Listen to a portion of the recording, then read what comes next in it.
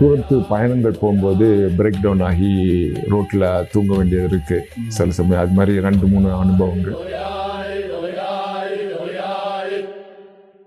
என்னுடைய பர்சனாலிட்டி தான் என்னுடைய positive aspect and negative aspect.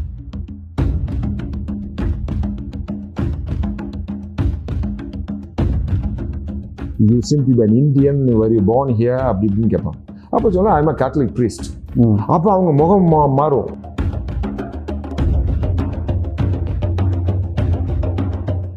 இப்போ பாசிட்டிவ்ல நிறைய சொன்னீங்க, நீங்கள் செஞ்ச காரியங்கள், இதை செஞ்சு சாதிச்சேன், ஸ்பெஷலி சொன்னால் யூத் நல்லா இது பண்ணது. அப்புறம் இங்கே வந்து கேரக்டர் ஃபார்மிங் சொல்லிட்டு really wonderful, something different one, நல்லா அழகான்னு சொன்னீங்க.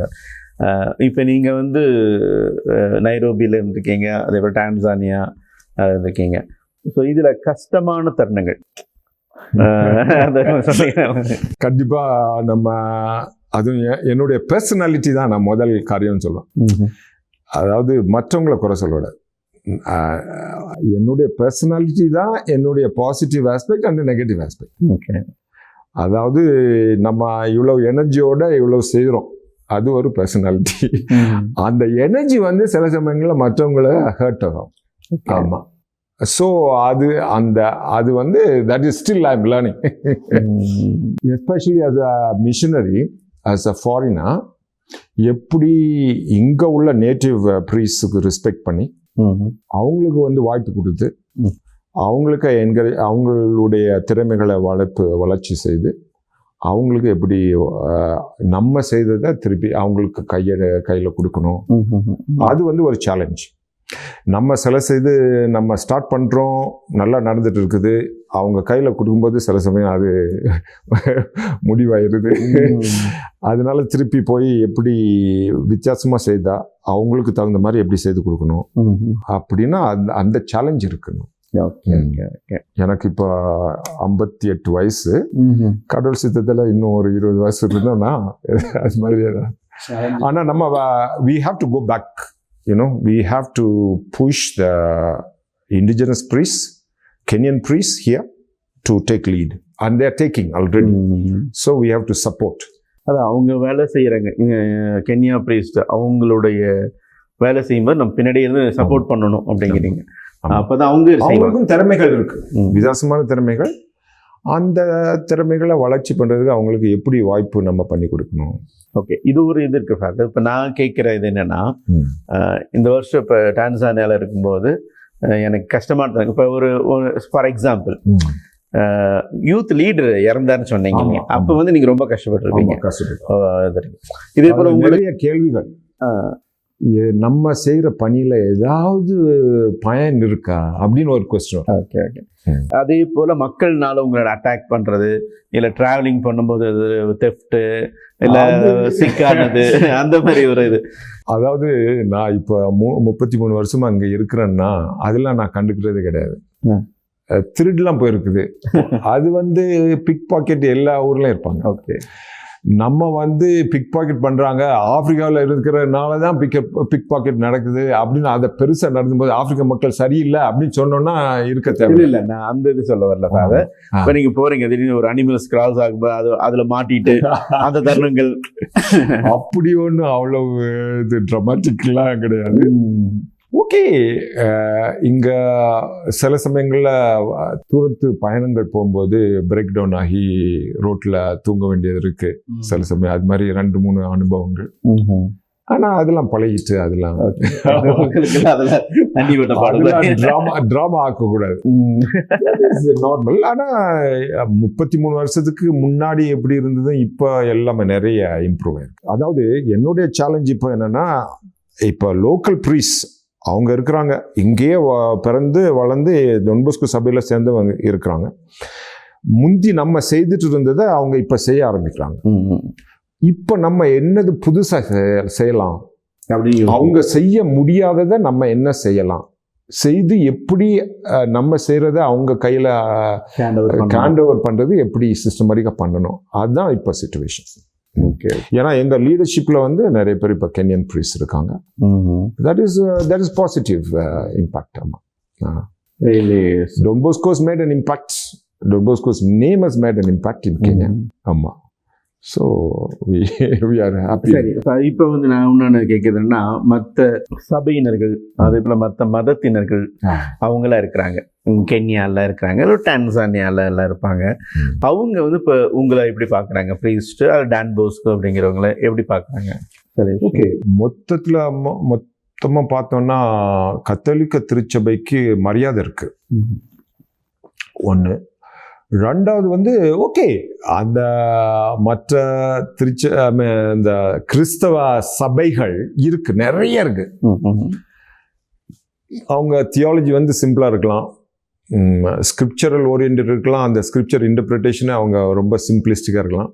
நம்ம இறையியல் படித்து சிஸ்டமேட்டிக்காக பிப்ளிக்கல்லாம் படிச்சுட்டு இருக்கோம். நான் 1990களில் அந்த ஆர் யூ சேவ்டு அப்படின்னு கேட்பாங்க.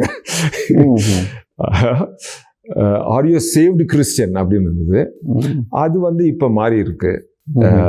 இப்போ வந்து ஈவன் இந்த வாரத்திலே நான் யார் கூட பேசிட்டு இருந்தேன், அவங்க வந்து I am a born again Christian அப்படின்னு சொன்னாங்க. அதாவது நானும் I am a born again Christian, are you born again Christian கேட்கறது இருக்கு. அது மாதிரி. ஆனால் எனக்கு ஒரு அட்வான்டேஜ் என்னன்னா, அந்த பிஹெச்டி இருக்கு இல்லையா, அது ஒரு அட்வான்டேஜை பார்க்குறேன். நீங்க படிச்சது அந்த சைக்காலஜி பட்டம், அப்புறம் அந்த டாக்டர் பட்டம் இருக்கு இல்லையா, அது வந்து நமக்கு வந்து யாருக்கிட்டையும் தைரியமா போய் பேசுறதுக்கு ஒரு வாய்ப்பு கொடுக்குது. எப்படின்னா, I may not go as a priest, I go as a ப்ரொஃபஸராக நீங்கள் போகலாம். ஆமாம், அது ஒரு சிச்சுவேஷனில், ஒரு செக்குலர் சிச்சுவேஷன், ஒரு நான் கேத்தலிக் சிச்சுவேஷனில் நம்ம போகலாம். அப்போ அவங்க கேட்பாங்க, உங்களுடைய பேக்ரவுண்ட் என்ன? Okay, you seem to be talking differently, you seem to be an Indian, var you born here அப்படி இப்படின்னு கேட்பாங்க. அப்போ சொல்ல I am a Catholic priest. அப்போ அவங்க முகம் மாறும். எப்படி Catholic priest, he is coming to a scientific background, he is coming to an educational background, academic situation. அது எனக்கு கொஞ்சம் எவஞ்சலைசேஷன். அதாவது நற்செய்தி பரப்புறது வந்து ஒரு கிராமங்களில் மட்டும் இல்லை, நம்ம பெரிய அந்த கான்ஃபரன்ஸ்லையும் போய் நம்ம அந்த ஒரு காஸ்பல் மெசேஜ் கொடுக்கலாம் இந்த கான்வர்சேஷன்லேயே. அது எனக்கு இன்னும் போக போக அது புரிய ஆரம்பிக்குது, அந்த வாய்ப்புகள் எப்படி இருக்குன்னு. ஆமாம், ஒரு உதாரணத்துக்கு ஒரு சவுத் ஆஃப்ரிக்கா, இங்கேருந்து South Africa is one of the most developed countries in African continent. ஆப்பிரிக்காலே ரொம்ப வளர்ச்சி அடைந்து, இது வந்து ஆக்சுவலாக இந்தியாவில் வந்து போனால் சவுத் ஆஃப்ரிக்காவிலேருந்து வரீங்களா அப்படின்னு கேட்பாங்க.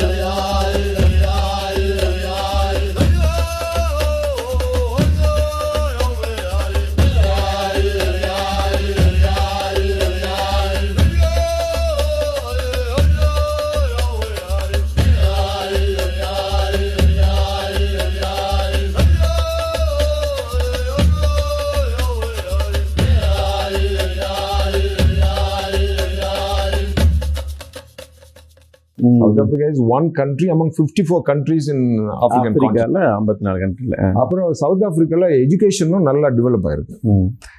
எனக்கு அடிக்கடி கான்ஃபரன்ஸஸ் எல்லாம் போகிறதுக்கு இன்விடேஷன் கிடைக்கும். அப்போ கீனோட் அட்ரஸ் கொடுக்கறதுக்கு அவங்க இன்வைட் பண்ணாங்கன்னா, they have to pay the plane ticket, they have to put you up in a hotel, they have to take care of your transport and all that.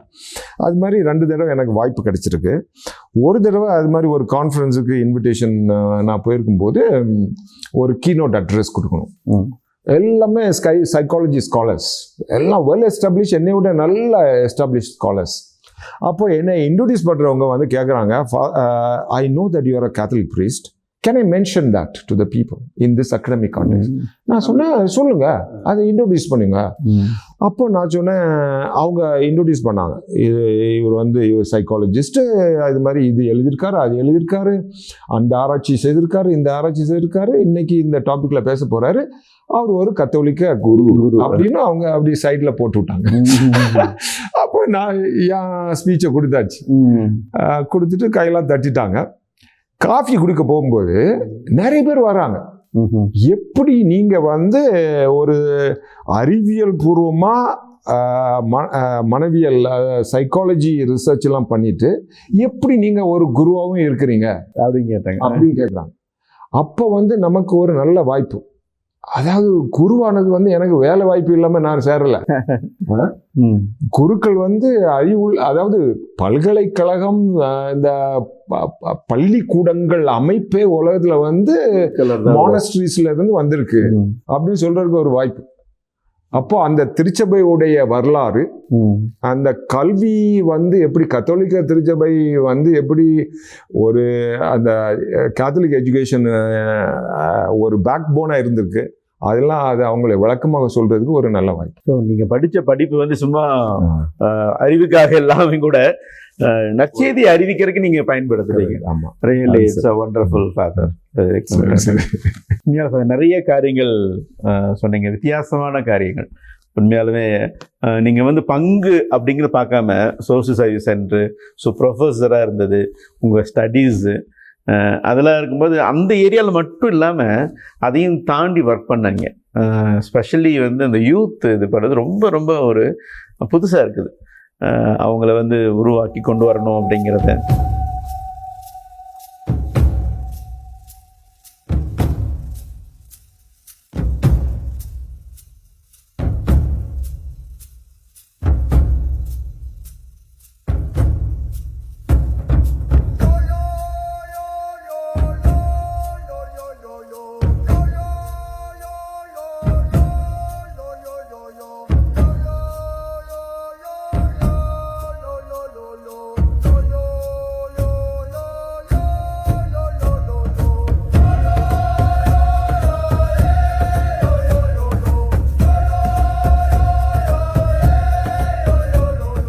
அதே போல் ongoing formation something நிறைய challenges. அது சாதாரணமாக செய்ய முடியாது.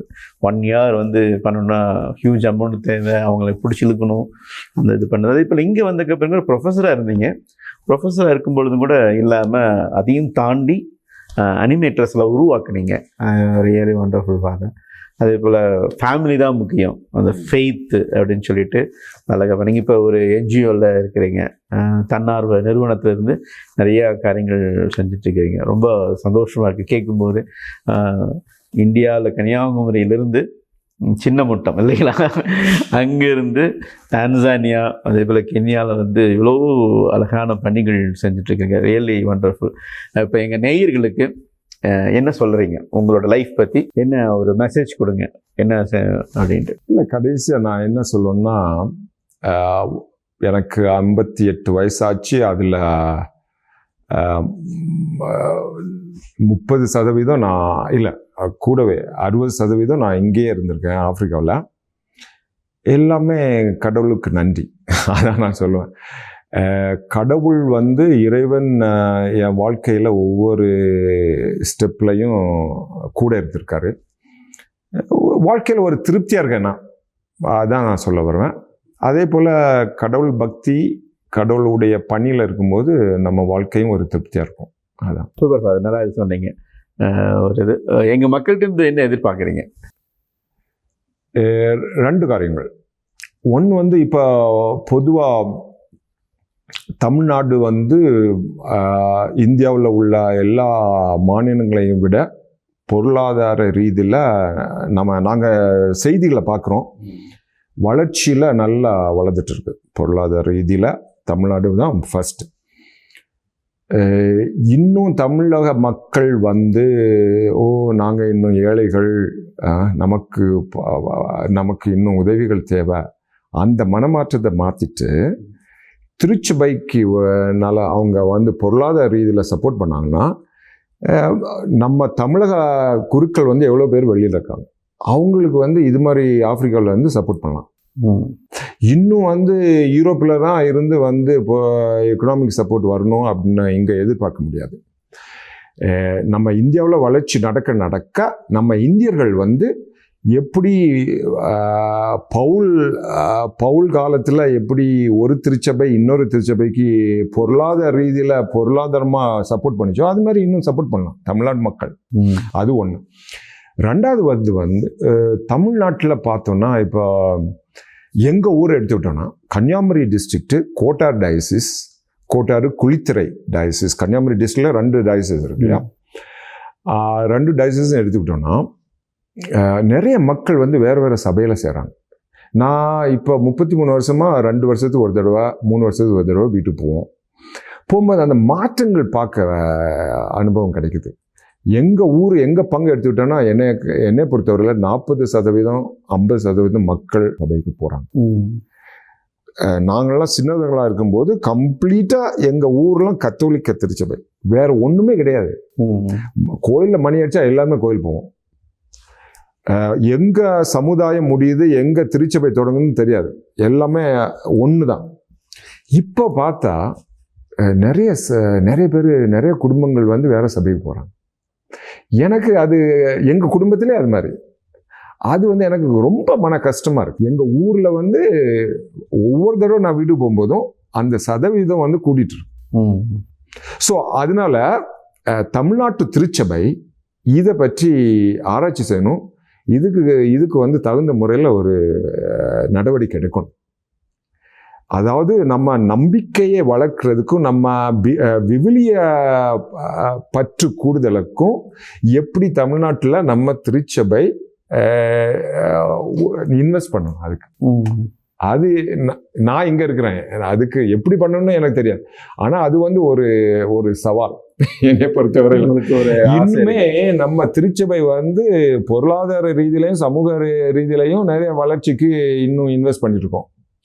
ஆனால் நம்பிக்கை விசுவாசம் அந்த வளர்ச்சியில் எனக்கு எவ்வளோ இன்வெஸ்ட்மெண்ட் நடக்குதுன்னு எனக்கு தெரியும். அது ஒரு சேலஞ்ச். ஒரு அவுட் சைடராக சொல்கிறேன்னா, ஒரு இன்சைடர் அவுட் சைடர் வியூ.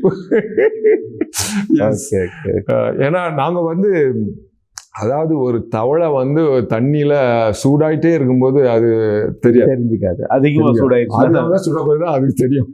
ஆனால் நம்ம வந்து வெளியில் இருக்கும்போது ஊருக்கு போயிட்டு பார்க்கும்போது மாற்றங்கள் வந்து நமக்கு முன்னாடி பெருசாக தெரியுது. உள்ளே இருக்கிறவங்க ஃபாதர்ஸுக்கும் ஆயர்களுக்கும் தெரியாது.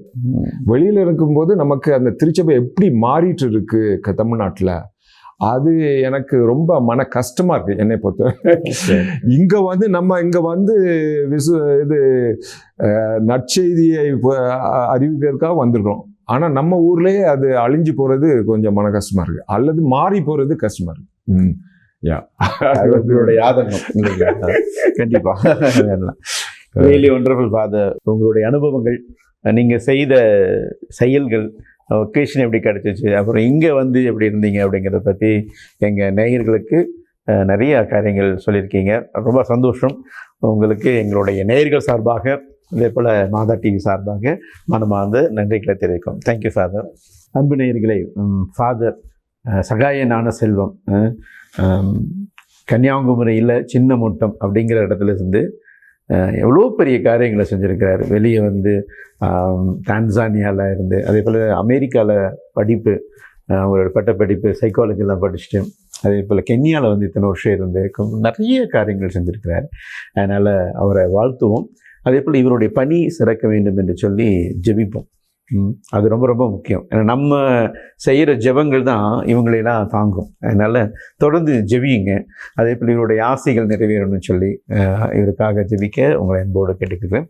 மீண்டும் அடுத்த வாரம் வேறொரு நற்செய்தியாளரோடு உங்களை சந்திக்க இருக்கிறேன். அதுவரை உங்களை வந்து விடைபெறுகிறோம். நன்றி, வணக்கம்.